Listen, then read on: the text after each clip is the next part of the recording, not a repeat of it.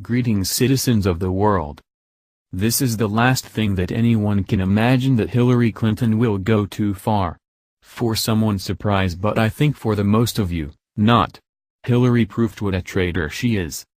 Hillary Clinton has remained in the public eye despite her stunning election loss to Donald Trump.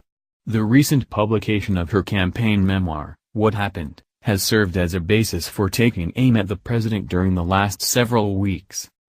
As covered by the Daily Caller, Clinton on Tuesday urged federal workers who oppose Trump not to resign, but to stick it out.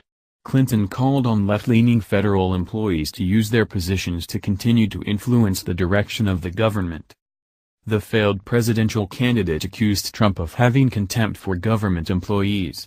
She described Trump's attitude toward them as being one of disregard, even contempt, among many in this administration about what federal workers know and what they've done, and the advice they can give. Clinton did not mention ideological differences between federal workers many hired in past administrations and the current president as a source of potential conflict. For Clinton, it is the members of the Washington bureaucracy, not the duly elected president, who should have the final word about how the government is run. Some federal workers dissatisfied with Trump's agenda have gone so far as to resign. As the Huffington Post reported, a top EPA official stepped down in August.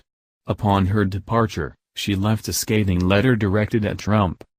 The official wrote, "Today the environmental field is suffering from the temporary triumph of myth over truth. The truth is there is no war on coal, there is no economic crisis caused by environmental protection, and climate change is caused by man's activities."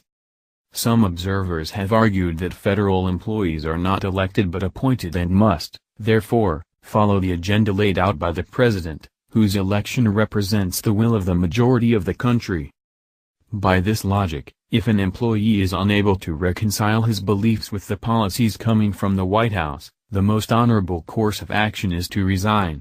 But Clinton encouraged federal workers to remain in their positions. Stick it out, because the tide has to turn," Clinton said. She went on to assert, "I don't want us to lose the decades, really.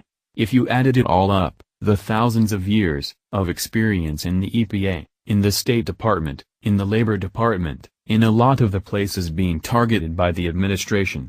For the former presidential contender, the administration will eventually need the expertise of these workers. At some point, they're going to need you, and the country is going to need you. And I hope you're still there."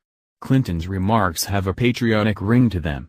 But they also lend themselves to another interpretation: keeping Democrat bureaucrats and operatives in power may be the most effective way for